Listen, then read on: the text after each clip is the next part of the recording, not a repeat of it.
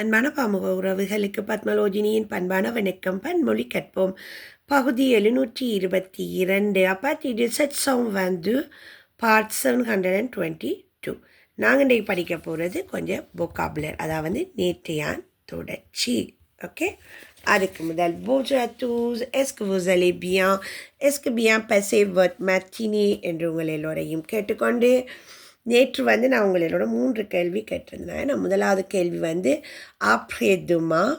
ஆப்ரேதுமாண்டா நாளை மறுநாள், என்ன நாளண்டைக்கு அப்படின்னு சொல்லுவோம் பேச்சு வழக்கில்.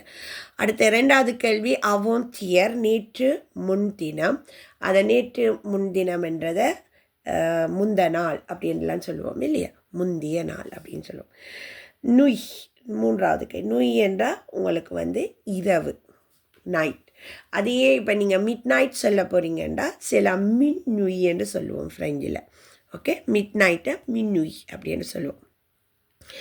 இந்த 3 கேள்விகளுக்கும் சரியான பதில்கள் தந்த ஜெயமலர் அவர்கள், செல்வி அவர்கள், ஜெயா அவர்கள், ஷெரின் அவர்கள், ரஃபிகா அவர்கள், பத்மினி அவர்கள், வாணி அவர்கள், நேவிஸ் அவர்கள், உங்கள் எல்லோருக்குமே சிறப்பான வாழ்த்துக்களையும் நன்றிகளையும் கூறிக்கொண்டு,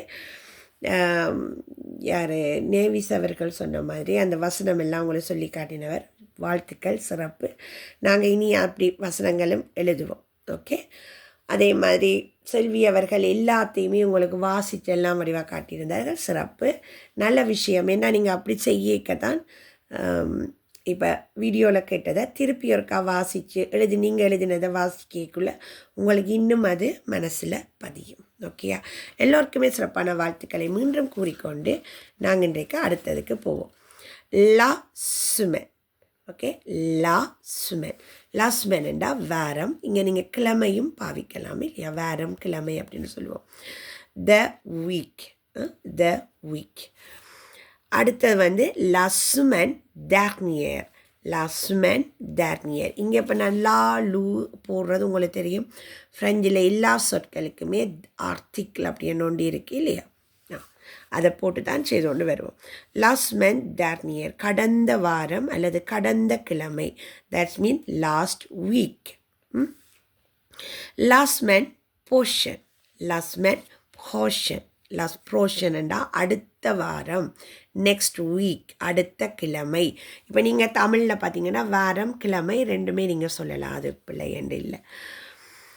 அப்போ இதில் வந்து இப்போ லாஸ்ட் மன் என்றால் இட்ஸ் அ ப்ரெசன்ட், என்ன வாரம், இந்த வாரம் இந்த கிழமை அப்படின்னு சொல்லுவோம்.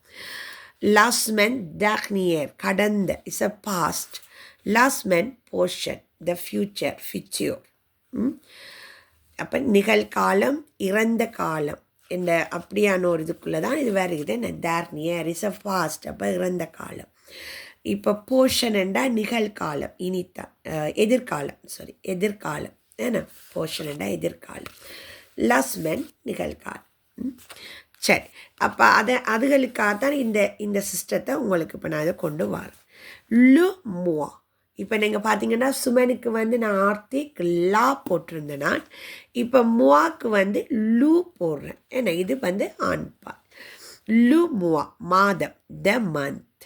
ஓகே, லு முவா டர்னியர். டர்னியர் என்றைக்கு கடந்த. இப்போ நான் சொன்ன மாதிரி டர்னியர் என்றா கடந்த, ஓகே, முடிந்த என்ற கருத்துக்குள்ளே அது வரும்.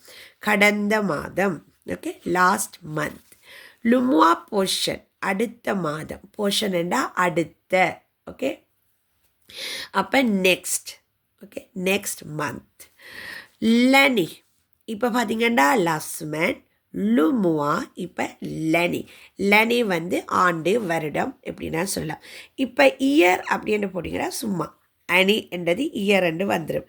இப்போ நீங்கள் ஆர்டிக்கிளோட போடிக்குள்ள த என்று போடணும், த இயர், என்ன ஓகேயா. லனி அப்படின்ற வரிக்குள்ள லனி த இயர். லனி டர்னியர். லனி டர்னியர், கடந்த வருடம், கடந்த ஆண்டு, லாஸ்ட் இயர். லனி போர்ஷன்.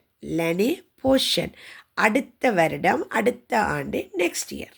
சரியா, அப்போ போர்ஷன் என்றது இஸ் எ எதிர்காலம். லனி டர்னியர் என்றது இறந்த காலம், முடிந்தது. லனி சில நிகழ்காலம், ப்ரெசண்ட்டுக்குள்ளே வரும். சரியா?